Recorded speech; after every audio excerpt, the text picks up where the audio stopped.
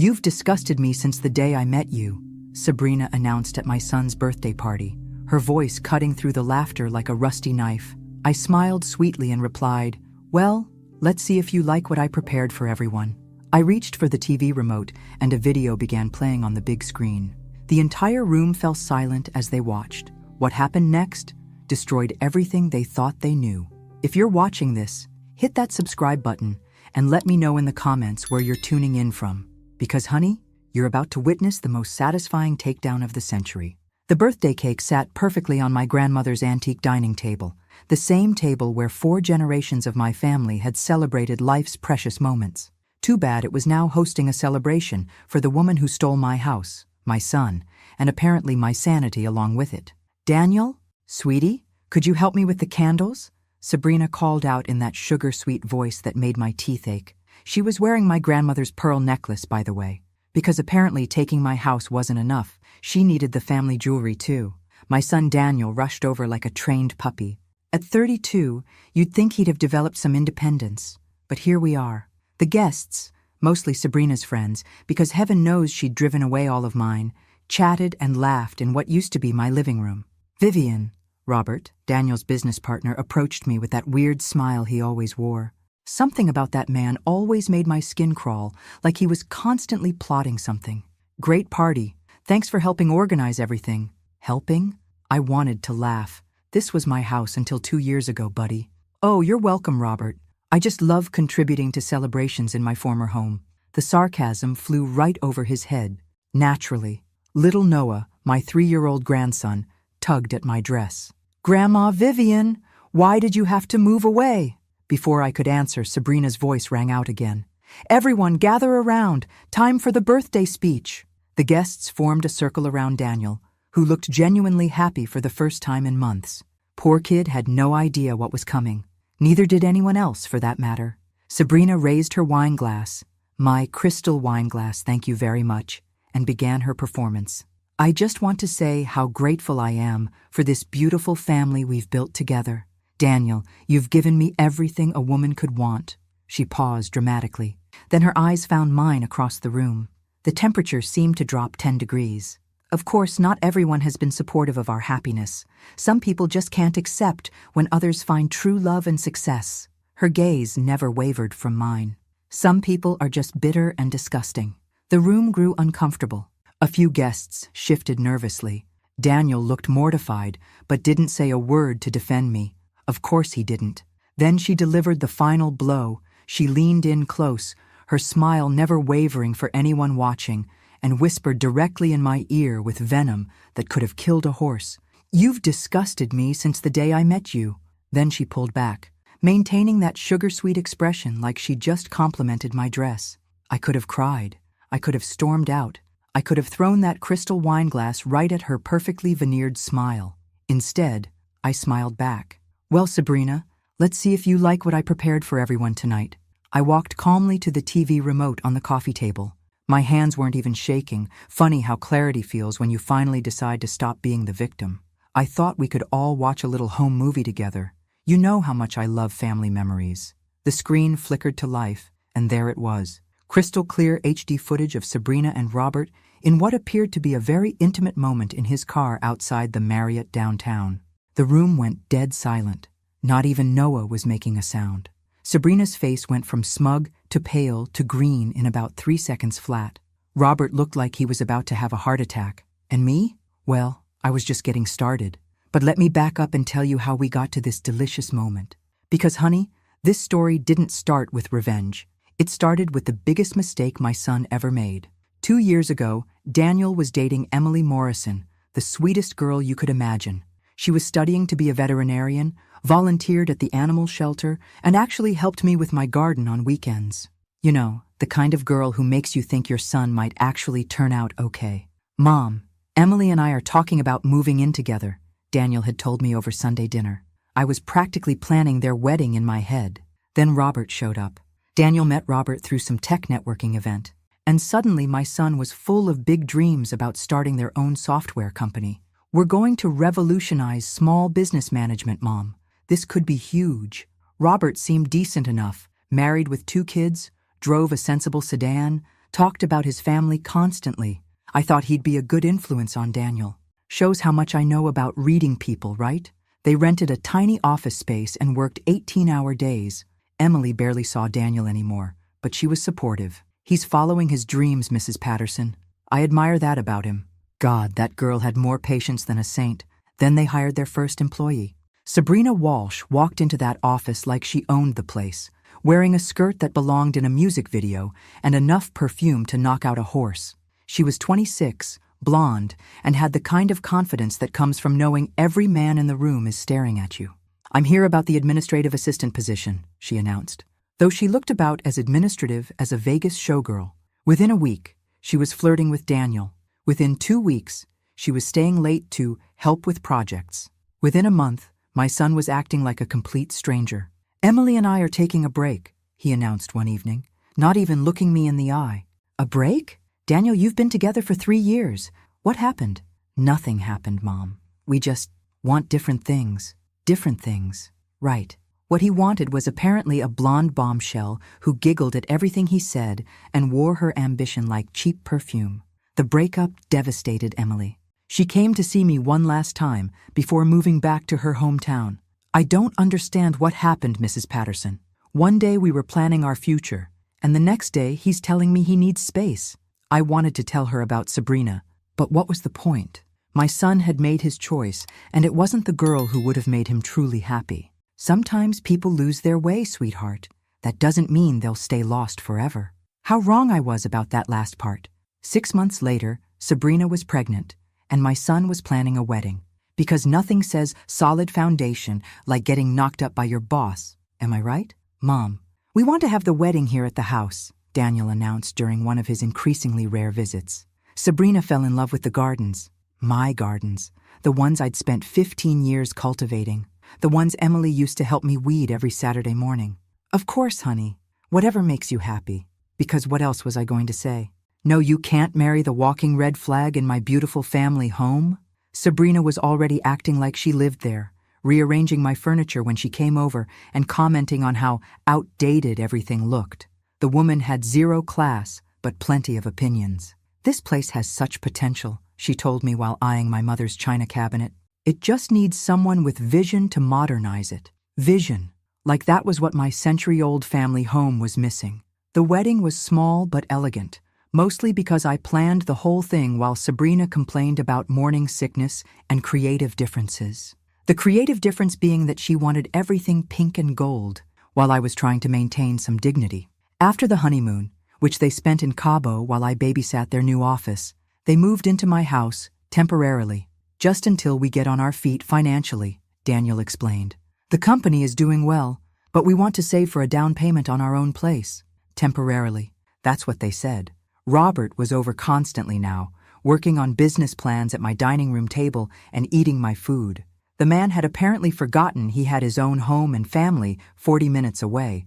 "Thanks for letting us crash here so much, Vivian," he'd say while polishing off my leftovers. "Sarah understands that the business requires long hours." Sarah, his wife, the one who was home raising their 2 kids while he was here playing startup entrepreneur with my pregnant daughter-in-law.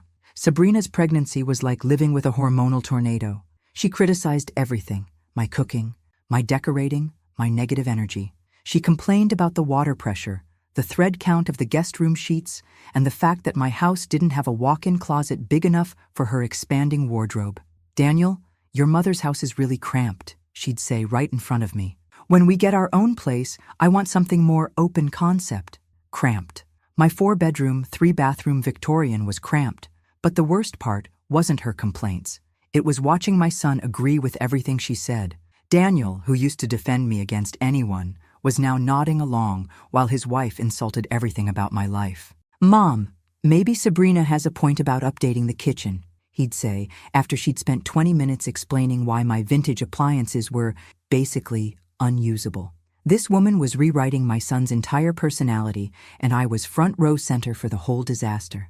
The day Noah was born should have been one of the happiest of my life. Instead, it was the beginning of my exile from my own family. Living with a newborn, sleep-deprived parents, and Sabrina's postpartum mood swings was like being trapped in a reality show from hell. And honey, I was definitely not winning any challenges. The baby needs quiet during the day, Sabrina informed me, as if I'd never raised a child before. So maybe you could find somewhere else to be until evening? Somewhere else to be. In my own house. Of course, I replied sweetly. I'll just live in my car while you recover. She missed the sarcasm entirely. That would be great, actually. Every day brought a new complaint. The coffee maker was too loud. My morning routine woke the baby. My friend's visits stressed her out.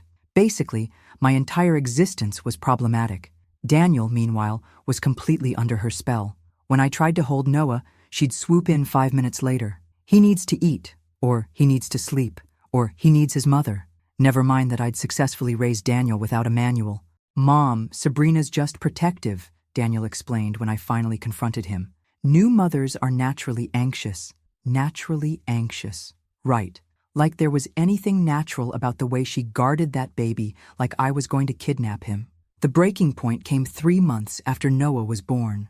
I was making breakfast when Sabrina appeared in the kitchen, wearing my silk robe, my favorite robe that my sister had given me for Christmas. "Oh, I hope you don't mind," she said, not looking remotely sorry. "Everything else is in the wash." That was it. That was the moment I realized I was no longer a guest in my own home. I was an unwelcome squatter. "Actually, Sabrina, I do mind. That robe has sentimental value." She rolled her eyes. "It's just a robe, Vivian. Besides, you never wear it anymore. Because you took over my entire closet." I wanted to scream. Later that morning, she cornered me in the living room while Daniel was at work and Noah was napping. "Vivian, we need to talk." She sat down across from me, arms crossed.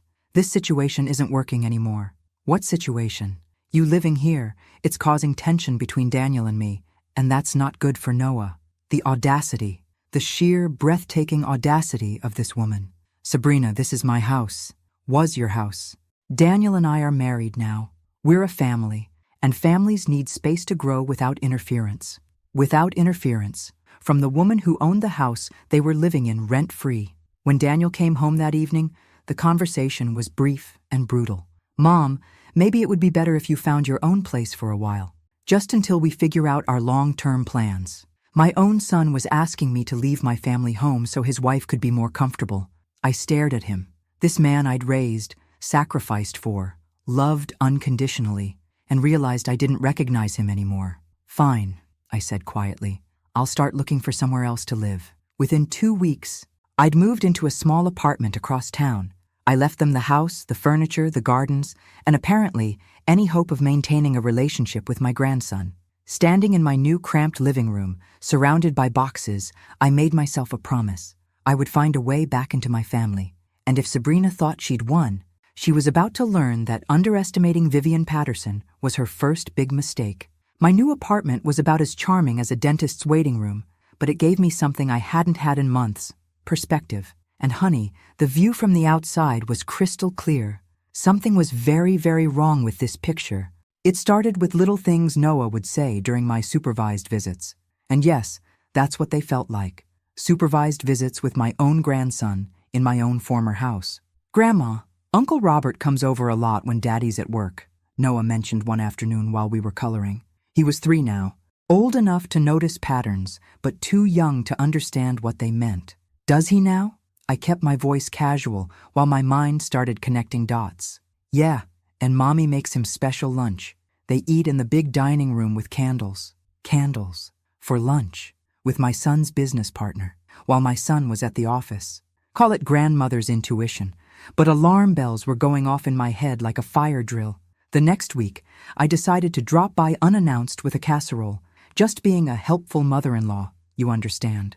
When I rang the doorbell, it took almost 5 minutes for Sabrina to answer, and when she did, her hair was disheveled and her lipstick was smudged.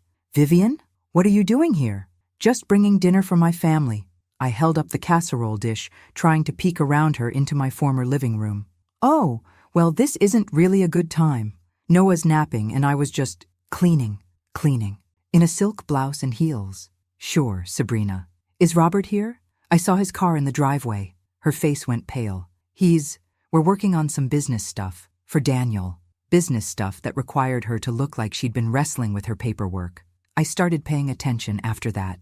Really paying attention. Robert's car was in my driveway every Tuesday and Thursday afternoon, coincidentally, the days Daniel visited clients across town. Sabrina always looked guilty when I called during those times, cutting conversations short with excuses about Noah needing something or having to start dinner. But the real kicker came when I was at the grocery store and saw them together. I was in the frozen foods aisle, debating between pizza brands, because this is what my life had become, exciting decisions about processed food, when I heard familiar laughter from the next aisle over. I peeked around the corner, and there they were, Sabrina and Robert, shopping together like a couple.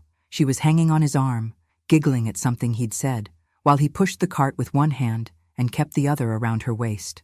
They looked comfortable, intimate, like they'd done this 1,000 times before. I followed them through the store, because yes, I became that person and watched them interact like they were married. She'd grab items off shelves and he'd nod approval. He'd suggest things and she'd add them to their cart. They even argued about brands like an old married couple. At the checkout, I watched him pay for everything with his credit card while she loaded bags into their cart. Then, right there in front of God and the teenage cashier, Robert leaned down and kissed her. Not a friendly peck, a real kiss. The kind married people give each other after 15 years together. My heart was pounding so hard I thought I might pass out right there between the tabloids and the impulse candy. I sat in my car in that parking lot for 20 minutes, trying to process what I'd just witnessed. My daughter-in-law was having an affair with my son's business partner, in broad daylight, like they didn't even care who saw them. The worst part? I wasn't even surprised. Deep down, I think I'd known something was off from the beginning.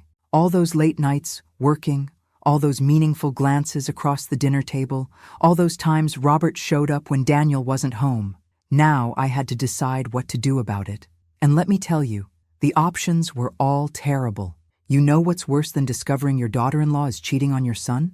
Trying to tell your son about it and having him treat you like you're the villain in a soap opera. I waited 3 days, rehearsing the conversation in my head 100 different ways. How do you tell someone their world is falling apart? Especially when that someone has already chosen his wife over his mother more times than I cared to count. I finally called Daniel and asked him to come over to my apartment. Just the two of us. No Sabrina, no Noah, no distractions. Mom, is everything okay? You sounded weird on the phone. He looked tired, older than his 32 years. The stress of running a business was showing, and I was about to add a whole lot more stress to his life. Daniel, I need to tell you something, and I need you to really listen to me. Okay. He settled back in my second-hand armchair, the one that didn't match anything else in my tiny living room. I think Sabrina is having an affair. The words hung in the air like smoke. Daniel's expression went from concerned to confused to angry in about 3 seconds. What did you just say? I saw her with Robert at the grocery store. They were together, like together. Daniel stood up abruptly. Mom, what the hell? I know how it sounds, but I saw them kissing. And Noah mentioned that Robert comes over when you're not home and… Stop. Daniel held up his hand. Just stop right there. I can't believe you're doing this. Doing what? Telling you the truth? Making up stories about my wife, creating drama because you can't accept that she and I are happy. The accusation hit like a slap. Daniel, I'm not making anything up. I saw them with my own eyes. You saw what you wanted to see because you've never liked Sabrina. You've been looking for reasons to break us up since day one. That's not true, isn't it? He was pacing now, running his hands through his hair. You've never given her a chance. You compare her to Emily constantly. You criticize everything she does, and now you're spreading rumors about her cheating? I'm not spreading rumors. I'm telling you what I witnessed. With Robert? Mom, Robert's been my best friend and business partner for 3 years. He's married. He has kids. He would never… People make mistakes, Daniel. Even good people. Not Robert, and not Sabrina. He turned to face me, and the look in his eyes broke my heart. I can't believe my own mother would stoop this low. I felt tears starting to burn behind my eyes. Honey, I know this is hard to hear, but it's hard to hear because it's a lie. Sabrina loves me. We have a son together. We're building a life together, and you're so jealous and bitter that you're trying to destroy it with made-up gossip. Daniel, please, just pay attention. Notice when Robert comes over. Notice how they act around each other. I'm not spying on my wife because my mother has paranoid delusions. He grabbed his jacket and headed for the door. I followed him, desperate to make him understand. If I'm wrong, Then prove me wrong, me. But if I'm right, you're not right. He spun around at the door. And I don't want to hear another word about this. Not from you, not from anyone. Sabrina is my wife, Robert is my partner, and you need to accept that and stop trying to cause problems. Daniel, I mean it, Mom. No more accusations. No more suspicious theories. No more trying to turn me against the people I love. If you can't support my marriage, then maybe you shouldn't be part of our lives. The door slammed behind him, leaving me alone, with the echo of his words and the devastating realization that my son trusted everyone except me. But here's the thing about being a mother. Sometimes you have to save your children from themselves, even when they hate you for it, especially when they hate you for it. If my son wanted proof, I was going to get him proof. The kind of proof that couldn't be dismissed as a bitter mother-in-law's imagination. I found Marcus Webb through a Google search and 3 cups of coffee-fueled determination. He ran a private investigation service with 5-star reviews and a website that promised discretion, professionalism, and results. His office was in a strip mall between a nail salon and a tax service, which somehow made it feel more legitimate. Like he wasn't trying to be dramatic about ruining people's lives, just professional. Mrs. Patterson, I have to ask, are you prepared for what we might find? Marcus was probably 50, with kind eyes and the demeanor of someone who'd delivered bad news before. Sometimes these investigations reveal more than clients expect. Mr. Webb, I've already seen enough to know something's wrong. I just need documentation that my son will believe. Understood. I'll need photos of both subjects, addresses, typical schedules, and a retainer of $1,500. $1,500. Half of my monthly budget. But what price do you put on your son's future? The surveillance started immediately. Marcus had equipment that would make the FBI jealous. Long-range cameras, audio recording devices, GPS tracking systems, all legal, all admissible, all capable of capturing the truth in high definition. Your instincts were correct, Marcus called me after the first week. We've documented 3 meetings at the Marriott downtown, Tuesday and Thursday afternoons, consistent with your timeline. My heart sank and soared at the same time. Vindication felt surprisingly hollow when it meant your family was falling apart. How long has this been going on? Based on their behavior patterns, I'd estimate at least 6 months, possibly longer. They're very comfortable with each other. This isn't a new relationship. 6 months. While I was living in their house, watching them play happy family, Sabrina was sneaking around with Robert every chance she got. The evidence kept mounting. Photos of them entering and leaving the hotel, video of intimate conversations in restaurant booths, audio recordings of phone calls that left zero doubt about the nature of their relationship. But the real bombshell came in week 3. Mrs. Patterson, I need to see you in person. We've discovered something that changes everything. I drove to Marcus's office with my hands shaking on the steering wheel. What could be worse than what we'd already found? Robert Wright is married to Sarah Wright. They have 2 children, ages 8 and 10. But here's what you need to know. Robert's been having affairs for years. Sarah Wright filed for divorce 6 months ago, citing adultery and mental cruelty. So he's getting divorced? Yes, but there's more. During my background check, I discovered that Robert has a pattern of targeting business partners' wives. This happened with his previous company in Phoenix. Same pattern. Intimate relationship with the wife, destruction of the business partnership, financial complications. A pattern. This wasn't just an affair, it was a strategy. There's something else, Mrs. Patterson. I ran a financial check on your son's business. Robert Wright has been systematically moving assets into accounts that only he controls. If your son's marriage implodes, he stands to lose everything: his wife, his business, and potentially his parental rights. The room started spinning. This wasn't just about adultery anymore. This was about destruction. Complete, calculated destruction of my son's entire life. I need copies of everything, I managed to say. Every photo, every recording, every document. I'll have it ready tomorrow.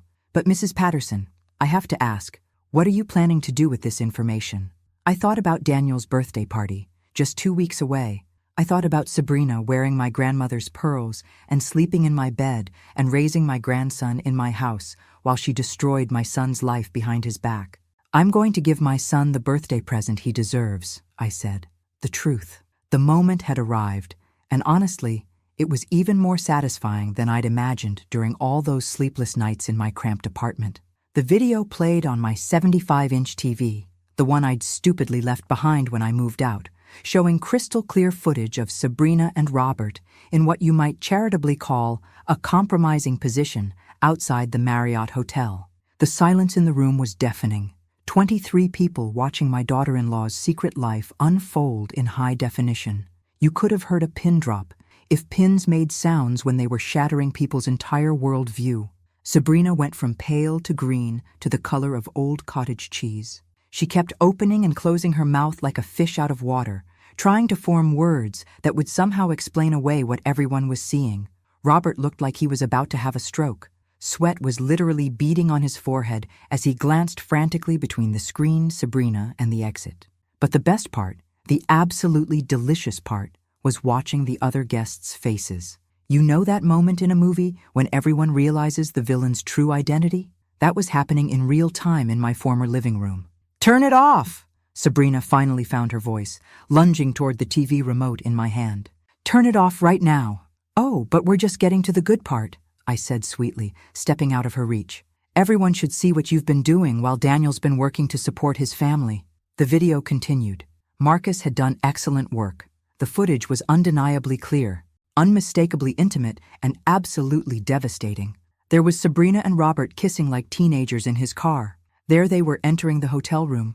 There they were having what appeared to be a very personal conversation over lunch at Romano's. Daniel finally spoke, his voice barely above a whisper. "How long?" He wasn't looking at me. He was staring at his wife, who was still scrambling for explanations that didn't exist. "Daniel, I can explain." "How long, Sabrina?"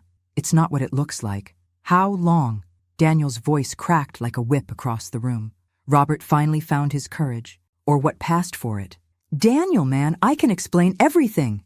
That's when Daniel snapped. My son launched himself across the room at his business partner with a fury I'd never seen before. It took 3 guests to hold him back, while Robert stumbled backward into the birthday cake. My beautiful, expensive birthday cake that I'd ordered special. What a waste. "You son of a—" Daniel was fighting against the men holding him back, trying to get at Robert. "You lying, cheating—" "Daniel, stop!" Sabrina was crying now, mascara running down her cheeks like black tears. "Please, just stop and listen." But the chaos was just beginning. Sarah Wright, Robert's soon-to-be ex-wife, had been sitting quietly in the corner during the entire revelation. I'd made sure she was invited, naturally. A woman deserves to know what her husband's been up to, don't you think? Sarah stood up slowly, walked across the room with purpose, and delivered the most satisfying slap I've ever witnessed, directly across Sabrina's tear-stained face. "That's for sleeping with my husband, you home-wrecking witch!" The sound echoed through the room like a gunshot. Sabrina staggered backward, holding her cheek, while Sarah turned to face the crowd. "Everyone here should know that this woman has been having an affair with my husband for 8 months. 8 months of lies, sneaking around, and destroying 2 families for her own selfish pleasure." Several guests had their phones out, recording everything. In about 20 minutes, this would be all over social media. Sabrina's humiliation would be permanently documented for the world to see. And me? I was standing there with the remote control in my hand, watching 15 years of patience finally pay off. "The show's over, folks," I announced to the room. "Thank you all for coming to Daniel's birthday party. I think we've all learned something valuable about the people we trust." I grabbed my purse, walked to the door, and turned back one last time. "Sabrina, honey," I called out sweetly. "The house keys are on the kitchen counter. Time to find your own place to live." Then I walked out of my former home, leaving the destruction exactly where it belonged, in someone else's hands for once. The fallout was swift and brutal. Within 24 hours, Daniel had filed for divorce. By the end of the week, he'd served Sabrina with separation papers, demanding she vacate the house. Over the following months, while lawyers battled and paperwork crawled through the court system, she was living in a cheap motel while her attorney tried to figure out how to spin adultery into financial advantage. But Sabrina wasn't going down without a fight, and her definition of fighting involved trying to take everything that wasn't nailed down. "She wants half the business," Daniel told me during our first real conversation in 6 months. He looked exhausted, defeated, but finally, he was talking to me like I was his mother instead of his enemy. "Half the business? On what grounds? She claims she contributed to its success. Late nights, business dinners, emotional support. He laughed bitterly. Emotional support, while she was sleeping with my business partner. We were sitting in my cramped apartment, drinking coffee from mismatched mugs because I'd left all the good dishes at the house. Daniel looked around my small living space with something like guilt in his eyes. Mom, I'm sorry. About everything. About not believing you. About choosing her over you. About making you leave your own house. Honey, you don't need to. Yes, I do. I was blind. Completely, stupidly blind. And you tried to warn me. I reached across the small table and took his hand. You loved her. Love makes people do crazy things. Trust me, I know something about that. But our reunion was interrupted by my phone ringing. Unknown number, which usually meant telemarketer or trouble. In this case, it was definitely trouble. You destroyed my life, Sabrina's voice screeched through the speaker. You vindictive old witch. You destroyed everything. Sabrina, I didn't destroy anything. I just showed people what you'd already done. I'm going to make you pay for this. You think you won? You think you're so smart? I'm going to take everything from Daniel, and it's all going to be your fault. The threats continued for another 2 minutes before I hung up. Daniel looked concerned. Mom, maybe you should stay somewhere else for a while. She sounds unhinged. Unhinged was putting it mildly. Over the next few weeks, Sabrina's behavior became increasingly erratic. She showed up at Daniel's office making scenes. She called me at all hours with increasingly creative threats. She even tried to turn Noah against Daniel by telling him, Daddy's being mean to Mommy. The custody battle was nasty. Sabrina demanded full custody, claiming Daniel was an unfit father because he prioritized work over family. Never mind that she'd been prioritizing Robert over family for 8 months. The business partnership with Robert imploded exactly as you'd expect. Robert tried to claim he deserved half of everything since he'd been instrumental in the company's growth. His lawyer argued that the personal relationship with Sabrina was irrelevant to his business contributions. Daniel's lawyer disagreed, vigorously. Breach of fiduciary duty, she explained to us. When a business partner has an affair with the other partner's spouse, it creates a massive conflict of interest. Everything Robert did for the past 8 months can be questioned. The financial forensics revealed that Robert had indeed been moving money around, setting up accounts, and positioning himself to take control of the company. Marcus had been right. This was a pattern, a calculated destruction. But the real shocker was still coming. During the divorce proceedings, Sabrina's lawyer demanded a paternity test for Noah. It was a desperate move, trying to create leverage by questioning Daniel's parental rights.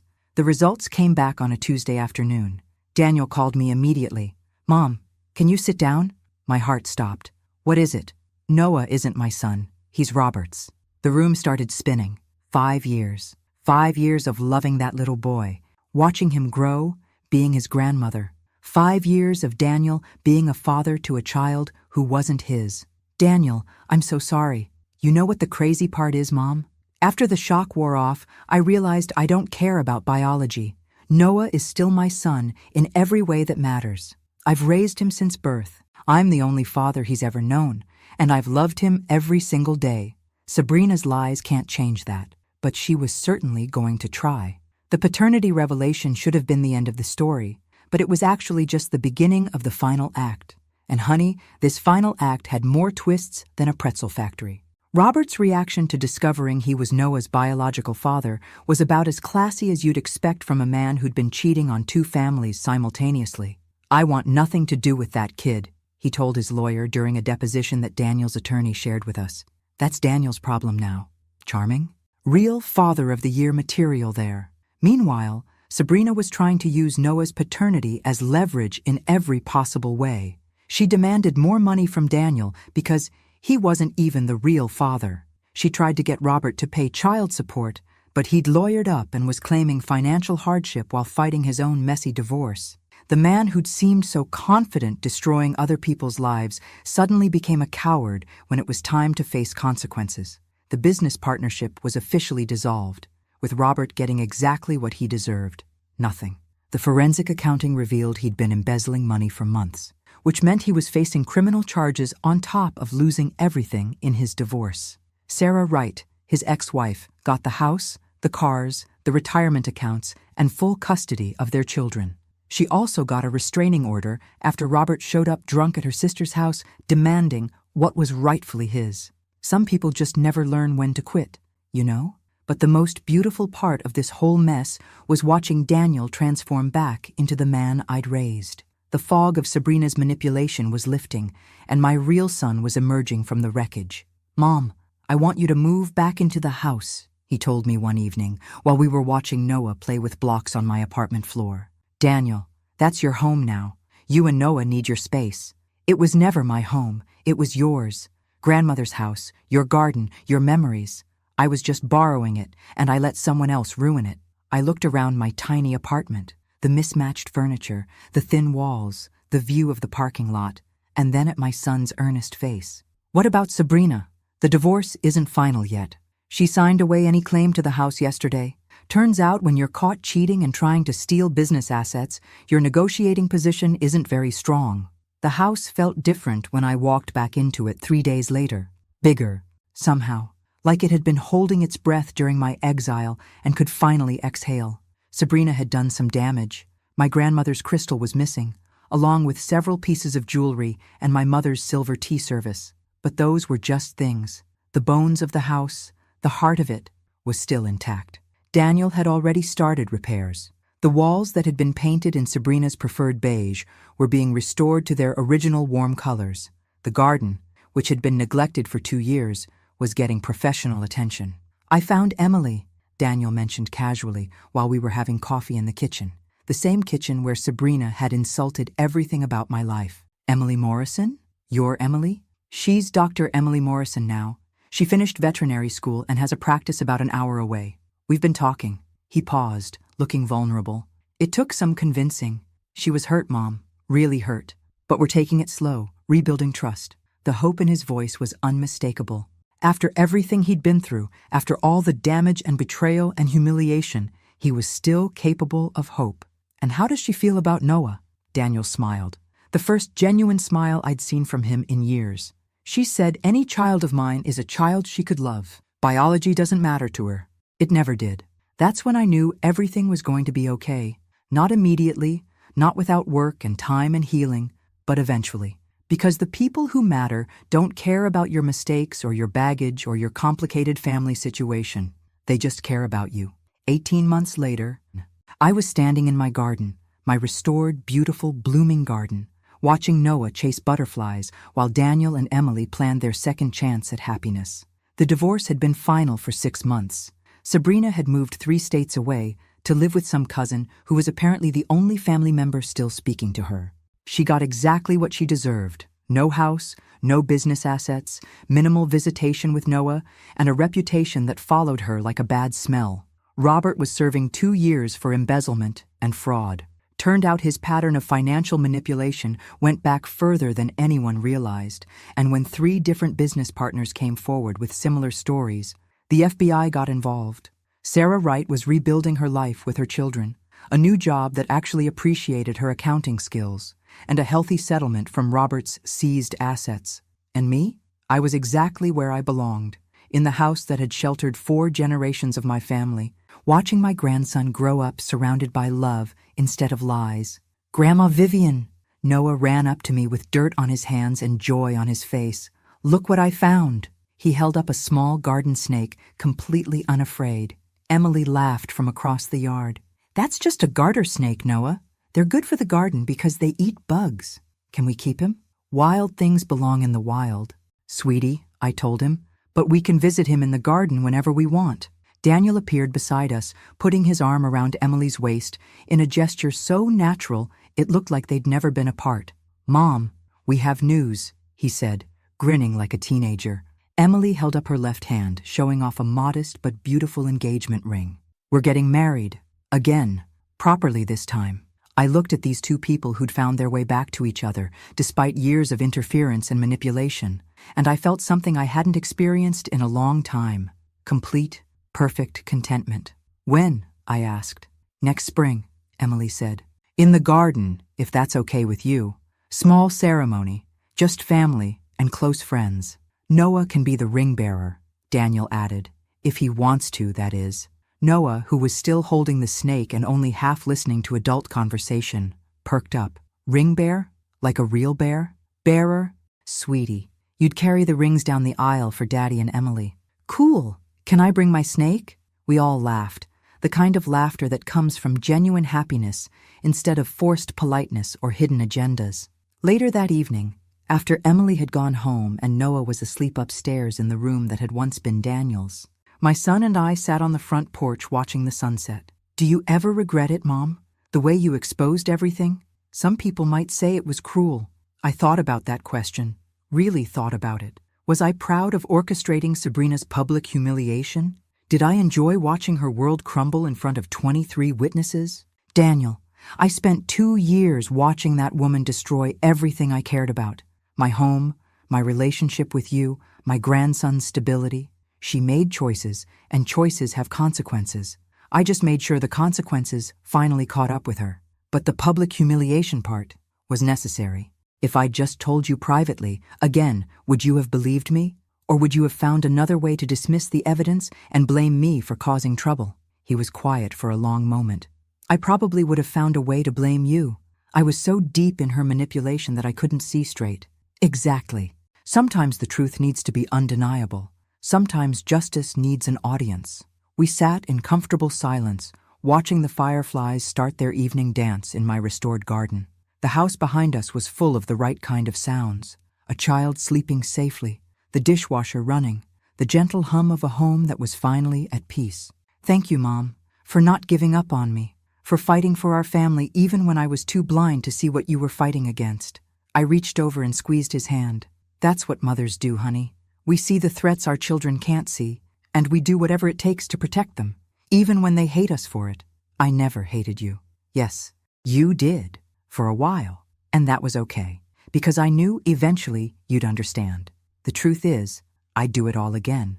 Every sleepless night in that cramped apartment, every dollar spent on the private investigator, every moment of being treated like the villain in my own family's story, because sitting here now, watching my son reclaim his happiness and my grandson grow up surrounded by genuine love, I know it was all worth it. Sometimes being the hero means being willing to be the bad guy first. Sometimes saving your family means destroying the illusion they're living in.